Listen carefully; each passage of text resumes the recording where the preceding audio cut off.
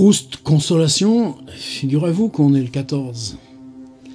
Quelque chose qui m'a toujours fasciné dans Proust, c'est la façon d'attraper les modifications techniques.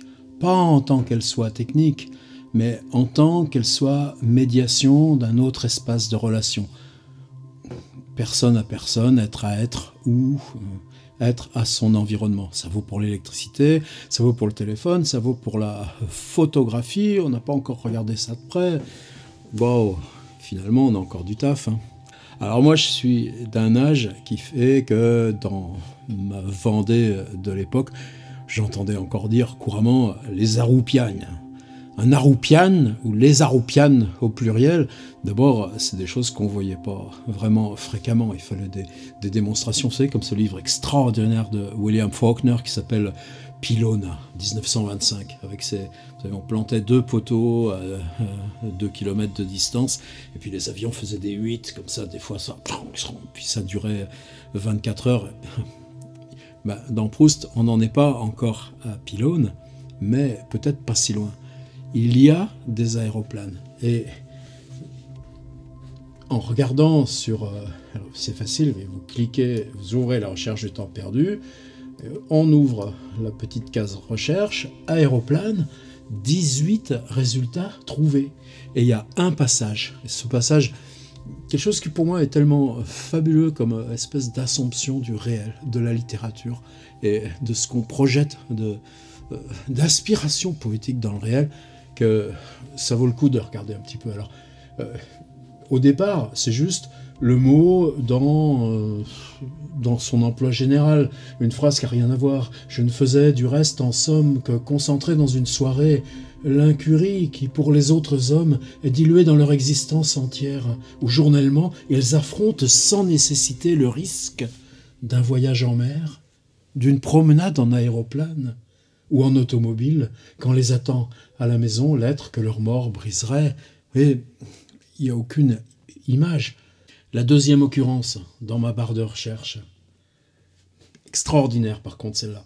Je pleurais aussi. Donc commence par pleurer. Après, on va s'interroger sur pourquoi. Je pleurais aussi car j'étais prêt à pleurer. C'est tautologique. Je pleurais car j'étais prêt à pleurer. Du moment que j'avais reconnu que le bruit venait d'au-dessus de ma tête, je pleurais aussi car j'étais prêt à pleurer, du moment que j'avais reconnu que le bruit venait au-dessus de ma tête. Juste le bruit, si le bruit vient de là au-dessus, qu'est-ce que c'est ? Eh bien, c'est un aéroplane, mais j'en ai jamais vu. Donc j'ai cette émotion. Je sais, parce que j'entends le bruit, que je vais voir un aéroplane. Alors je le regarde ? Non, je me mets à pleurer. Et ça, c'est Proust. Les aéroplanes étaient encore rares à cette époque. À la pensée que ce que j'allais voir pour la première fois, c'était un aéroplane. Alors, comme quand on sent venir dans un journal une parole émouvante, je n'attendais que d'avoir aperçu l'avion, le mot avion, tiens, pour fondre en larmes. Cependant, l'aviateur sembla hésiter sur sa voie. Je sentais ouverte devant lui, devant moi, si l'habitude ne m'avait pas fait prisonnier, toutes les routes de l'espace, de la vie. Il poussa plus loin, plana quelques instants au-dessus de la mer, puis prenant brusquement son parti, semblant céder à quelque attraction inverse de celle de la pesanteur, comme retournant dans sa patrie, d'un léger mouvement de ses ailes d'or, il piqua droit vers le ciel. Alors piquer, je ne sais pas si c'est le vocabulaire actuel, piquer, fondre en piquer, c'est plutôt tomber, c'est plutôt des trucs en chandelle. Et ce qui est curieux dans ce passage, c'est qu'on est dans le séjour en Normandie, vous savez, avec le petit tortillard, c'est le moment de la soirée chez les Verdurins à la Raspelière.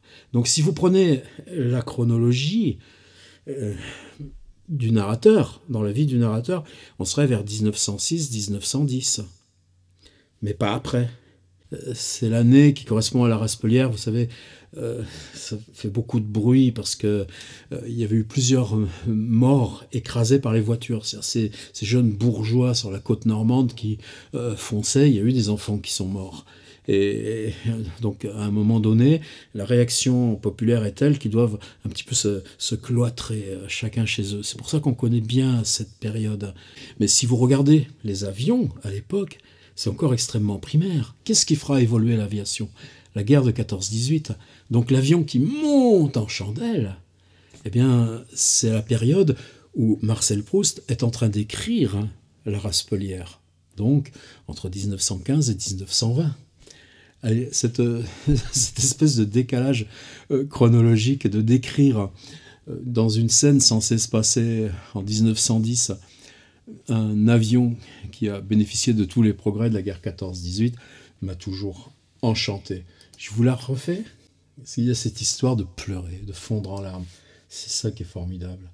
Je pleurais aussi car j'étais prêt à pleurer du moment que j'avais reconnu que le bruit venait d'au-dessus de ma tête. Et regardez la répétition, comme elle est pas maladroite, mais comme on fait concaténer 2 fois le mot aéroplane pour figer le truc sur l'avion et recentrer l'image sur le mot avant qu'il redécolle.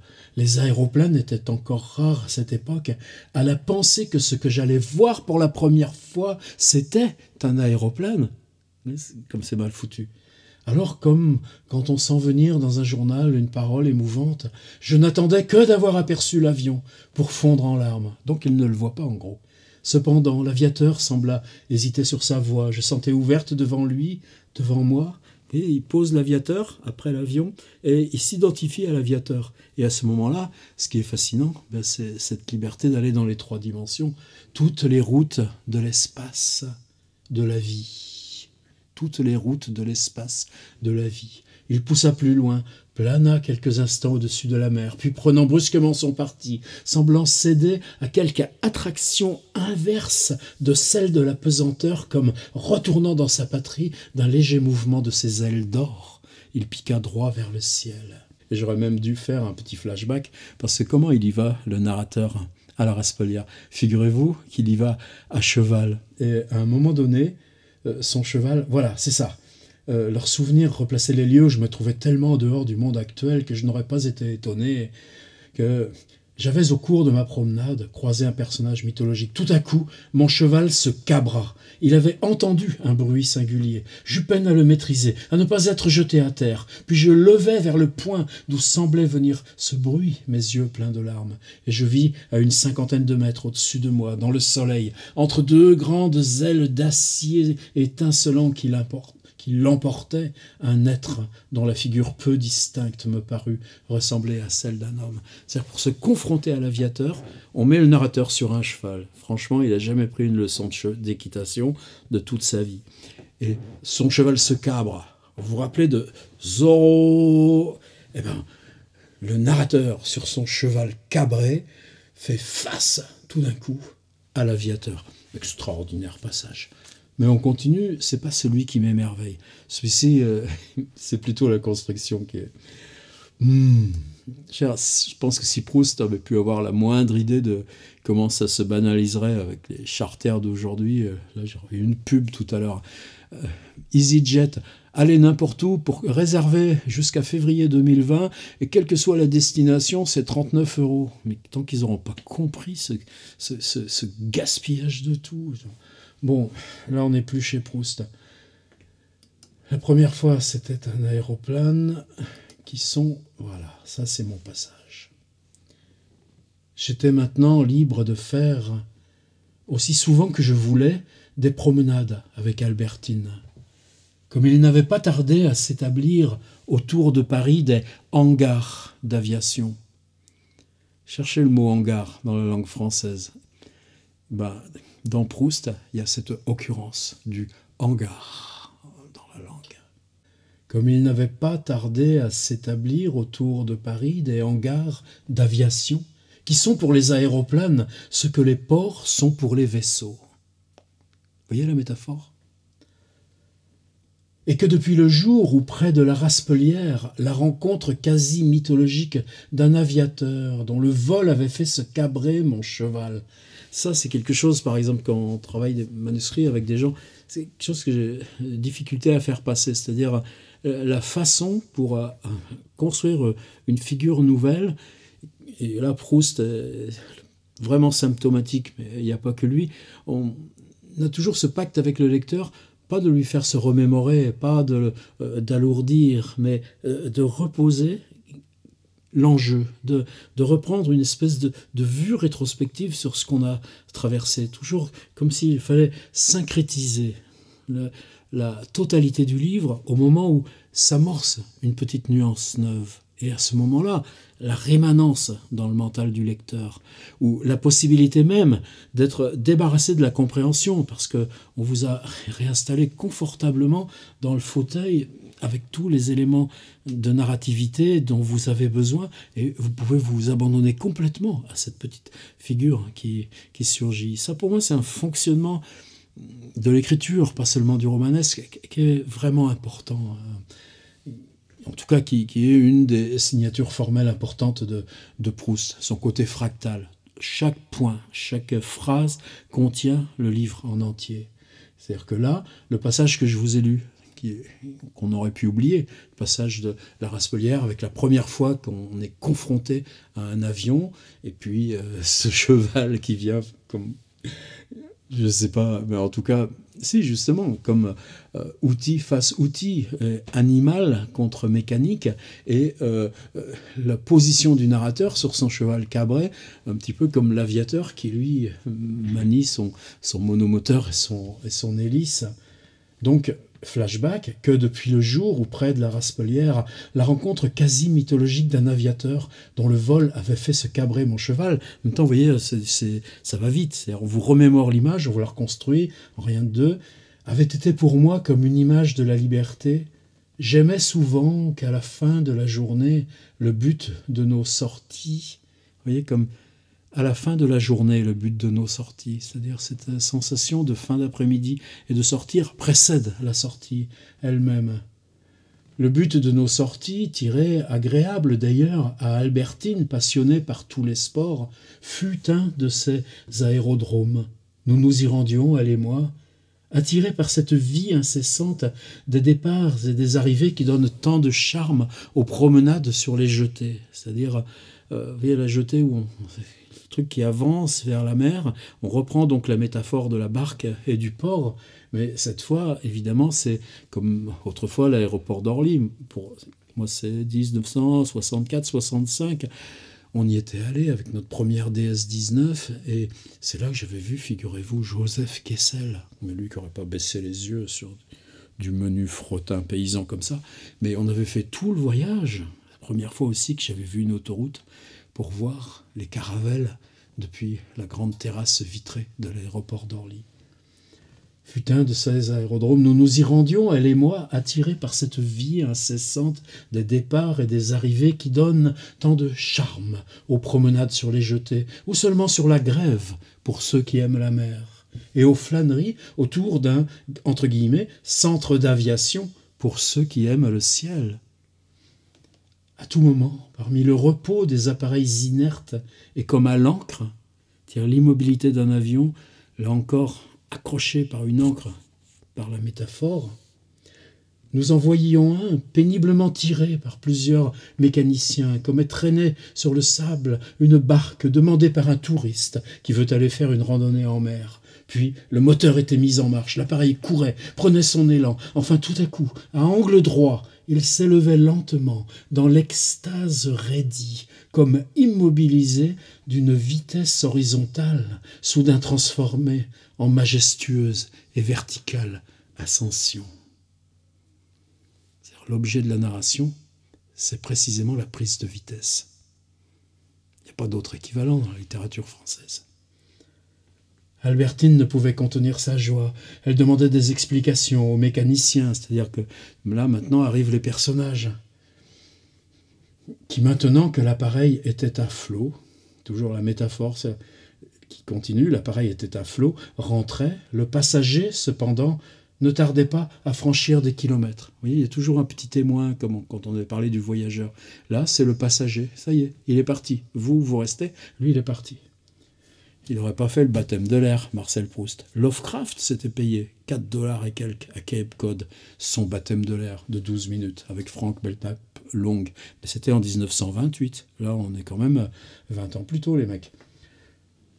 Le grand esquif, toujours la métaphore maritime, je ne sais pas si c'est dernier, l'appareil était à flot, le grand esquif sur lequel nous ne cessions pas de fixer les yeux n'était plus dans l'azur qu'un point presque indistinct, lequel d'ailleurs reprendrait peu à peu sa matérialité, sa grandeur, son volume, quand, la durée de la promenade approchant de sa fin, le moment serait venu de rentrer au port. Comme la métaphore marine continue de structurer le texte, mais elle n'est plus qu'un tout petit mot très discret de rien du tout.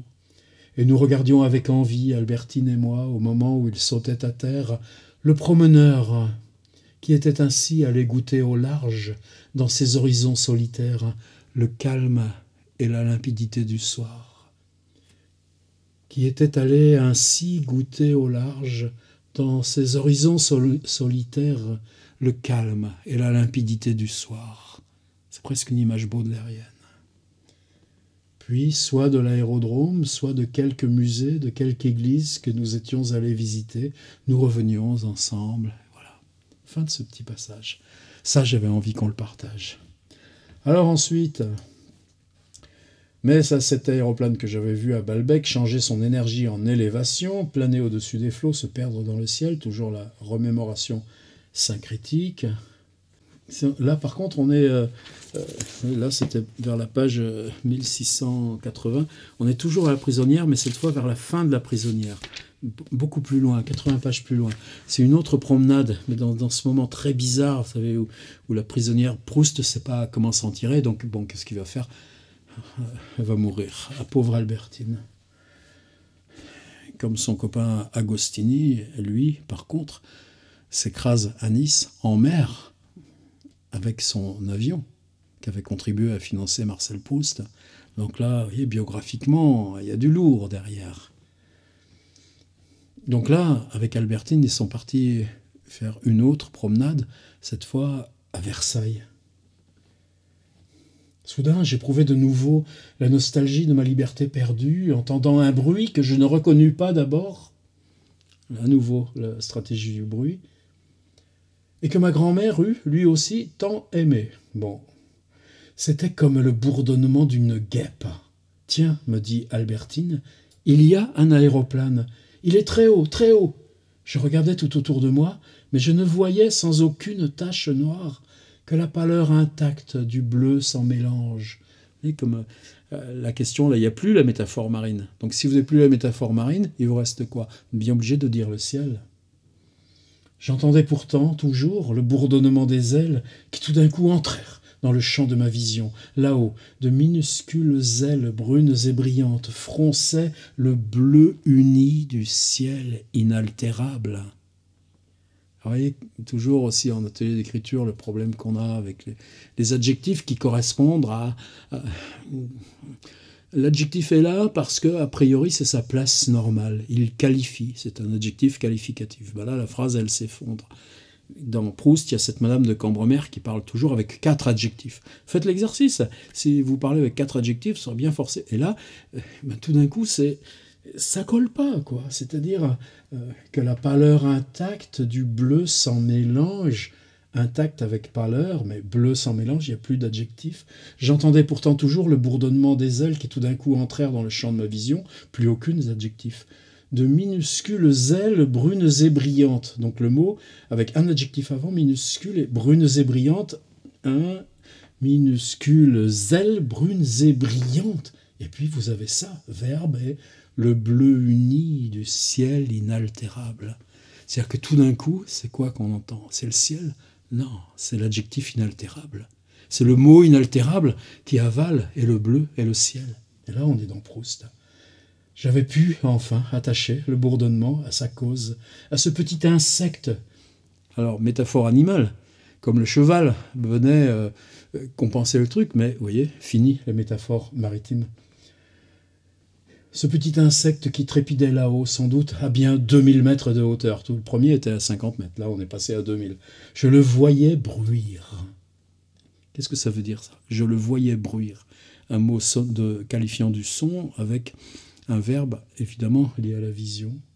Peut-être quand les distances sur Terre n'étaient pas encore depuis longtemps abrégées par la vitesse, encore le travail sur la notion de vitesse, comme elles le sont aujourd'hui, le sifflet d'un train passant à 2 kilomètres, était-il pourvu de cette beauté qui maintenant, pour quelque temps encore, nous émeut dans le bourdonnement d'un aéroplane à 2000 mètres, à l'idée que les distances parcourues dans ce voyage vertical sont les mêmes que sur le sol, et que dans cette autre direction où les mesures nous apparaissent autres parce que l'abord nous en semblait inaccessible, un aéroplane à 2000 mètres n'est pas plus loin qu'un train à 2 kilomètres, et plus près même, le trajet identique s'effectuant dans un milieu plus pur, sans séparation entre le voyageur et son point de départ, de même que sur mer ou dans les plaines par un temps calme, le remous d'un navire déjà loin, ou le souffle d'un seul zéphyr, raye l'océan des eaux ou des blés. Bon, la fin est plus convenue peut-être. Et puis ensuite, on tombe sur ces scènes dans Paris, avec cette traversée de Paris la nuit, ou avec le baron de Charlus. C'est cette fois les avions dans la guerre. Des aéroplanes montaient encore comme des fusées rejoindre les étoiles. Des projecteurs promenaient lentement dans le ciel sectionné. Vous voyez là encore, tiens, il y aurait une recherche à faire sur le mot ciel. Dans le ciel sectionné comme une pâle poussière d'astres, d'errantes voies lactées. Cependant, les aéroplanes venaient s'insérer au milieu des constellations. On aurait pu se croire dans un autre hémisphère, en effet, en voyant ces étoiles nouvelles. D'ailleurs, formées isolément, ces idées de bombes lancées, de morts possibles, n'ajoutèrent pour moi rien de tragique à l'image que je me faisais du passage des aéronefs allemands jusqu'à ce que j'eusse vu de l'un d'eux ballotté, segmenté à mes regards par les flots de brume d'un ciel agité, d'un aéroplane que, bien que je le susse meurtrier, je n'imaginais que stellaire et céleste. J'eusse vu un soir le geste de la bombe lancée vers nous, image qui est probablement totalement fictive, voilà. Mais c'est ce passage avec ces hangars d'aviation, en quoi ils sont, c'est autour de Paris. On quitte Paris et il y a ces choses qui aujourd'hui, comme la base aérienne de Duny ou l'aéroport de Villacoublay ou tout l'arrière du Bourget, c'est comment, pour cette chose neuve, l'espace fait, enfin cette espèce de no man's land que décrit si bien Claude Simon dans Le Jardin des Plantes. Vous savez, quand il raconte plein de fois comment, en faisant ses conférences pour le prix Nobel, et Claude Simon, il en connaît un bout du Proust, il se le connaît par cœur. Chaque fois, vous êtes fasciné par comment la ville apparaît comme une petite miniature. Pourquoi on l'a implantée là, la ville, où qu'elle soit, partout au monde. Puis quand vous approchez, vous êtes fasciné parce que vous reconnaissez les détails. Vous voyez des mouvements, des voitures, et puis vous voyez petit à petit, tous ces détails, on commence à les identifier comme si on voyait l'intérieur des maisons. Et puis à un moment donné, ça y est, il n'y a plus rien. Il n'y a plus que la piste d'atterrissage parce que l'aéroport est forcément une sorte de no man's land. Et il faudra attendre longtemps de Proust à Claude Simon pour qu'on ait ces choses-là. Allez, c'était mon pause du jour. Demain, on verra bien.